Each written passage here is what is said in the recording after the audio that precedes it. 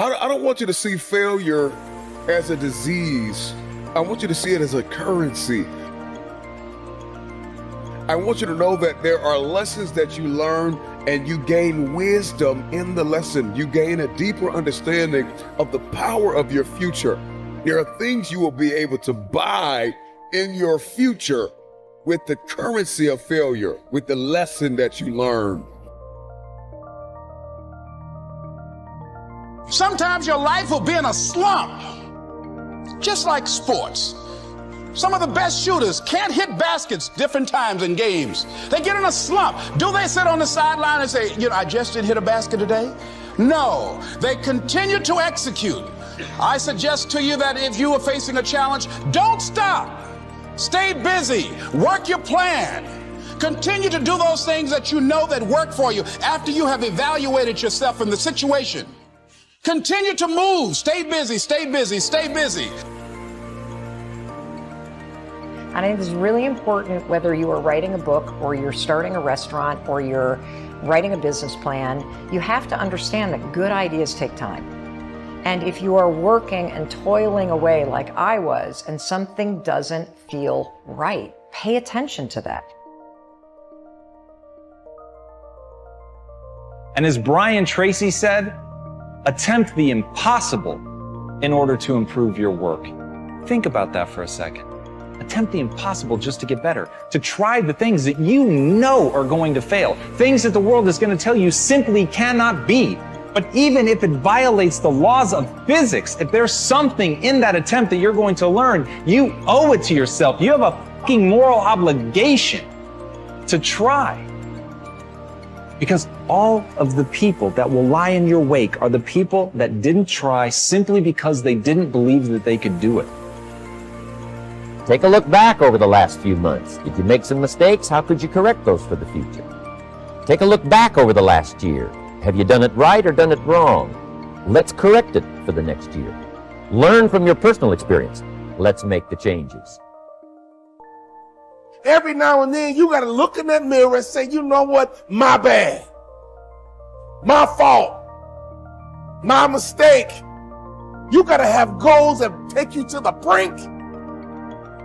You are about to remodel you. You are about to rebuild you.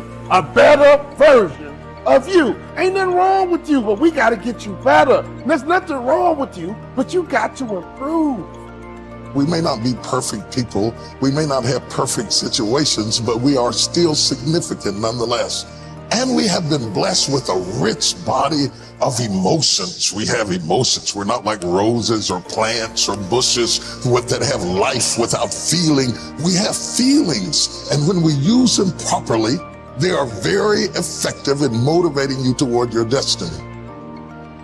If you're willing to put in that effort, if you're willing to transform, if you're willing to change and fight and struggle, you will be rewarded with growth.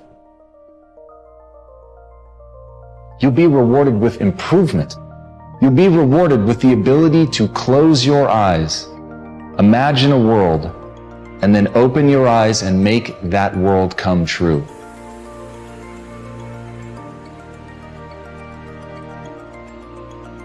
You need a value hierarchy.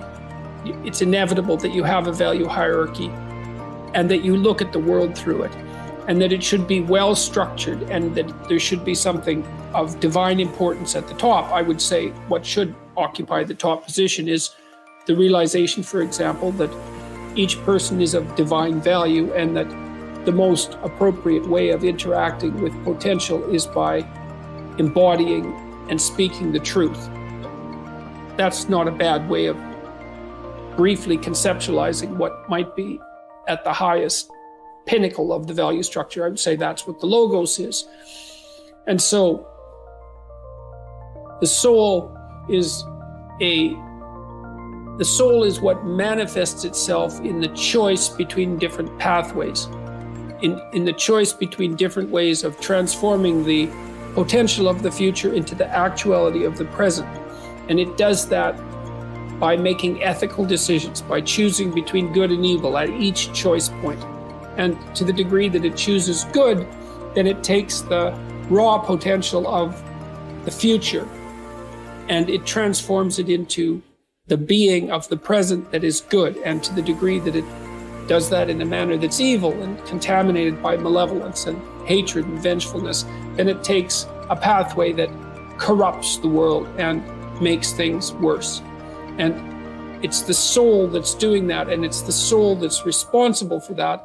And it's also that active part of the soul that's shaping the deeper soul in some sense, which would be something like the cumulative consequence of all those choices, something akin to what people more classically have referred to as character.